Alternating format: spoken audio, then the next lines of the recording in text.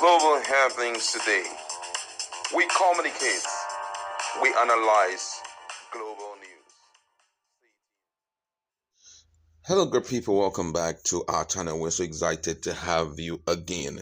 In what can be described as the shadow heart of Nigerian security crisis, where bandits strike fears into the hearts of innocent Nigeria, where Nigeria has become a battleground. There had been a storm of controversy surrounding the Kebbi State children who were released fairly recently, talking about the Kebbi school girls. And most Nigerians are asking, did the presidency secretly pay ransom to free the abducted Kebbi schoolgirl, or was their release a triumph of unyielding resolve? And that's exactly what we're going to be looking at as in a jiffy, as the presidency have finally responded to it. Now, according to the news, the special advisor to President Bola Ahmed Tinubu on policy communication, David Bwala, on Tuesday claimed that the federal government does not negotiate with terrorists. Bwala, however, stated that the complexity of Nigeria's security situation sometimes forces government to make difficult decisions. In his word, he says there was a time the federal government was negotiating with terrorists. And I think that El-Rufai, the former Kaduna State governor, once talked about the national policy at that time when they said both states and the federal government can be in a situation where they will have to negotiate. Because if your duty is to preserve the life of people and citizens of Nigeria are in danger, and negotiation is the only way to save them, and you have to save them, then you have to do all that you need to do to save them at that time. But President Tinubu came with this zero tolerance on negotiation because it didn't fit into the terrorism financing. You see, you are constructively financing terrorism without knowing it. So instead of elements that are sponsoring them by giving them the money as ransom to collect the people, they also use the ransom money to buy more weapons. So the federal government does not tolerate the idea of negotiation.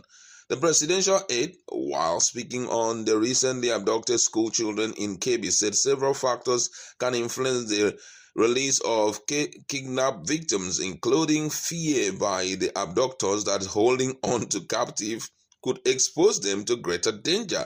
Bola said there are a lot of factors that can occasion that. One, you know that there are individuals who call themselves negotiators. When it comes to negotiation, it's not in all cases that money is involved.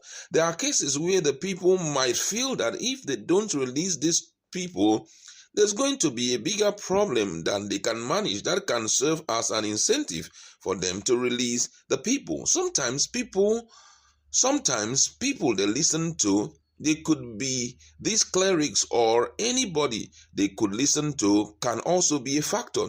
At other times, it can also be that the federal government has sort of encircled them in terms of saying, from the intelligence point of view, you at least have an idea of where they are right, but you have a difficulty of going to bomb there because then you have soft people with them.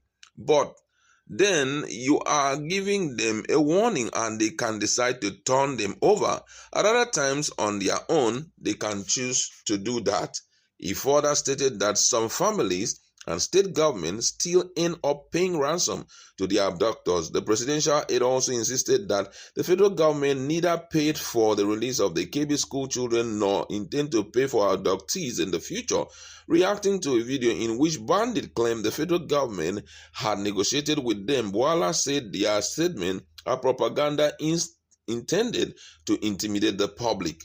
He said claims by the abductors lack credibility because they have not provided evidence such as how much they collected or who they collected it from. Bwala said rebuilding trust will take time because the problem was inherited by this government. He added that the administration remains focused on resolving insecurity, saying our eyes is on the ball.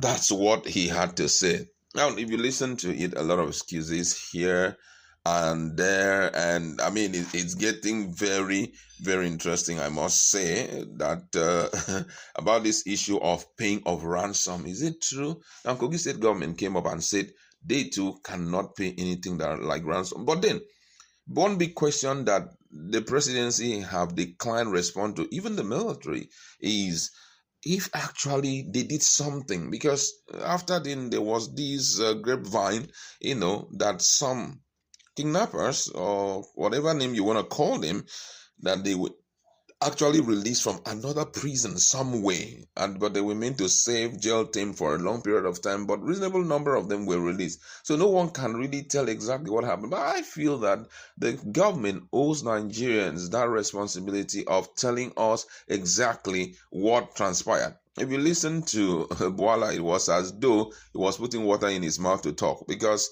there was no position he took as it has to do with what influenced the release of those children. Now, if you say that the abductors, talking about the kidnappers, were lying, they were into some propaganda or stuff like that. But then if truly it is propaganda, it therefore means you have an answer to it, because that's the truth.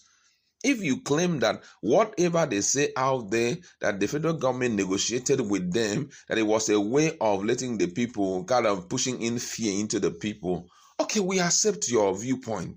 It makes a great deal of sense.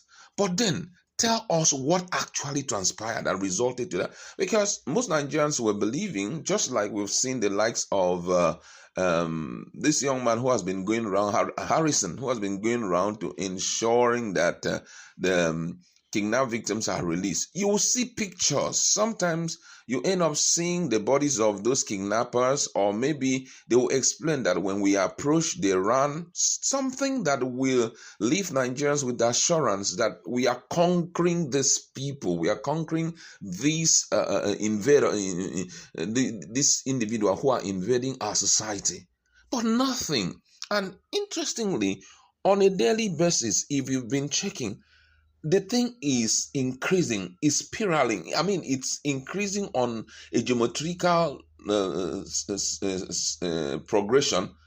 We see kidnap today, tomorrow you're hearing it. It's everywhere now in the country. It started up with the other part of the country, but right now it's everywhere. So you begin to wonder, what's the federal government doing to combat it? We hear a lot of meetings here and there and all of that, but if it has been conquered halfway, what we would have noticed is reduction in the level of kidnapping. Kidnapping is happening virtually every day. It happened in Kogi, it happened in other parts of the country. It has even gone to the southern part of the country. So much question to ask. And then I feel that the government should come to a level playing ground, even with communities, to let them understand the consequences of this, than to just feel that the military will solve the problem. The military will not solve the problem, because we don't have enough manpower to do it. But if we must combat this crisis, it's just to make sure that we reach out to all and sundry and let them understand the consequences of this happening, because whether we like it or not, right now it's affecting the economy of Nigeria. There can't be any foreign direct investment into the country because of this kind of thing. The last report from the Nigerian Stock Exchange was quite deplorable, considering how much people were leaving Nigeria, selling off their investment and walking away from the country. Some people were talking about its capital gain tax, that is but no, it's traceable to this. Insecurity has a way of affecting everything. This must be corrected once and for all. But however, what do you think was a possible cause of the sudden release of those girls? Let's interact in a comment.